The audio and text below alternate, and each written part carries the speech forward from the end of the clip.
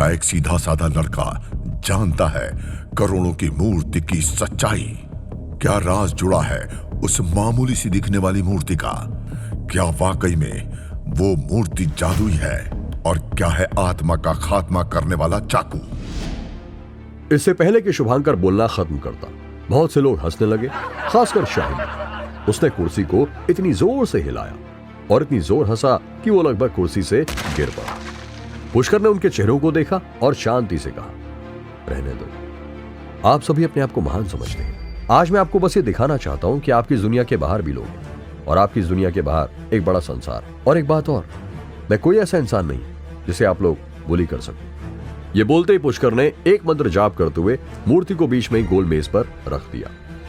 पुष्कर आगे बढ़ा और तभी तेज हवा उसके चारों ओर बहने लगी। उसने हाथों से कुछ जादुई मुद्राएं बना ली। इस समय पुष्कर की स्पिरिचुअल एनर्जी जबरदस्त थी। उसने अचानक मूर्ति पर अपनी हथेली मारी और चिल्लाया, गंजा की। मूर्ति पहले अचानक फूली और 1 मीटर ऊंची हो गई। फिर पूरी मूर्ति में कई जगह दरारें खुल गई और फिर उसके चारों तरफ पत्थर और धूल हवा में बहने लगे। अचानक मूर्ति के अंदर से सुनहरे अक्षर हवा में तैरने लगे। ये अक्षर लगभग 1 मुट्ठी के आकार के थे और उनसे वाइब्रेशंस निकल रहे। उन अक्षरों ने अचानक पूरे हॉल को सुनहरे रंग से रोशन कर दिया। उनकी तरफ सीधे देखना भी मुश्किल हो रहा था। सभी ने करीब से देखा और देखा कि उन अक्षरों से कुछ शब्द बन रहे थे। नाग, जंगल, काला, पीला में लड़ते हैं और उनका खून होता है। किसी को भी अपनी आंखों पर विश्वास नहीं हो रहा था। चारों तरफ सन्नाटा था।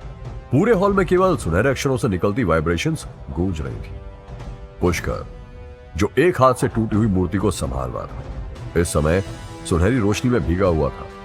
उसका शरीर कुछ ज्यादा ही लंबा और रहस्यमय लग रहा था और उसके बाल, हाथ, पैर और यहां तक कि उसकी आंखों से भी सुनहरी रोशनी बिखर रही। ये कैसे हो सकता है? अक्षर हवा में कैसे तैर सकते हैं? प्रभाकर की भी आंखें खुली की खुली रह गई। वो बहुत लंबे समय से बिजनेस कर रहा था और जादुई हथियारों पर बिल्कुल भी विश्वास नहीं करता था, लेकिन आज उसके सामने सब कुछ एक पल में पलट गया। हे पूर्वजों, नाग जंगल में लड़ते हैं और उनका खून काला और पीला होता है। हमारे पूर्वजों ने दिव्य किताब में यही तो कहा था, लेकिन उस किताब के अक्षर इस मूर्ति में कैसे आ गए? इसकी क्या वजह हो सकती है? पीछे कुछ लोग खड़े थे। वे इतने डरे हुए थे कि कुछ भी ढंग से नहीं बोल पा रहे थे। इस समय पुष्कर ने दहाड़ते हुए अचानक अपना मुंह खोला और जोर से हवा को सोखने लगा। हवा में नाग जंगल में लड़ता है में से नाग शब्द अचानक पुष्कर के मुंह में चला गया, जैसे कि उसने एक चमकता हुआ सितारा निगल लिया। शाहिंद्र सबसे पहले ये बात समझा। उसने मेज पर जोर से घूंसा मारा और चिल्लाया, पुष्कर रुको, मैं ये मूर्ति नहीं बेचूंगा, मैं तुम्हें 2 करोड़ लौटा दूंगा। पुष्कर अक्षर निगल चुका था। तब उसने ये सुना।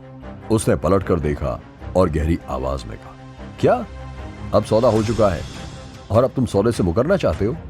हाँ, मैं सौदे से मुकरता हूं। मेरी इस मूर्ति की कीमत कम से कम 20 करोड़ है और तुम इसे मात्र 2 करोड़ में खरीदना चाहते हो। सपना मत देखो। इस लड़के को बाहर फेंकाओ। किसी को भी हमारी मूर्ति के करीब मत जाने देना। शाहिंद्र गुस्से से चिल्लाया और अपने आदमियों को पुष्कर को बाहर फेंकने के लिए कहने लगा। शाहिंद्र के बगल में खड़ा आदमी, जिसके पूरे बदन पर गंभीर जख्मों के निशान थे, तुरंत खड़ा हो गया और बिना एक शब्द कहे पुष्कर की ओर दौड़ पड़ा। उस आदमी का शरीर किसी भारी भरकम बॉडी बिल्डर की तरह था। उसके शरीर का एक एक मसल इस वक्त फूल रहा था। उसके पूरे चेहरे और शरीर पर चोट के निशान थे। पुष्कर आगे बढ़ा और मुक्का मारा, जो सीधे उस आदमी के विशाल मुक्के से टकराया। पुष्कर ने एक हल्की सी सांस छोड़ी और दूसरे मुक्के के साथ उसके विशाल शरीर को सीधे उड़ाकर दरवाजे और खिड़की के पार कई मीटर दूर फेंक दिया। शुभांकर ने अचानक पुष्कर पर अपने आत्मा तोड़ने वाले हथियार से हमला कर दिया। उस आत्मा को भेदने वाले चाकू की शक्ति इतनी भयंकर थी कि उसने पुष्कर को पीछे हटने पर मजबूर कर दिया था और कई मीटर दूर तक पीछे धकेल दिया। जब भी मेरा आत्मा तोड़ने वाला चाकू किसी इंसान से टकराता है तो यह उसकी आत्मा को तोड़ के रख देता है। जाओ और उसे मार डालो, शुभांकर ने अपने चाकू से कहा और एक ही झटके में उसने अपने आत्मा तोड़ने वाले चाकू को पुष्कर की ओर फेंक दिया और हवा में तैरते हुए सुनहरे अक्षरों में से एक को निगल गया। क्या तुम्हें लगता है कि तुम्हारे इस चाकू ने मुझे पीछे जाने पर मजबूर किया? मैं तो बस ये देखना चाहता था कि तुम्हारा फेमस जादुई हथियार कितना ताकतवर है। पुष्कर ने अपने हाथ पर लगा पाउडर फेंक दिया और अपना सिर हिलाया, लेकिन उसकी आंखों में कुछ निराशा जरूर थी। ये नहीं हो सकता, मेरे चाकू के वार से आज तक कोई नहीं बच पाया है।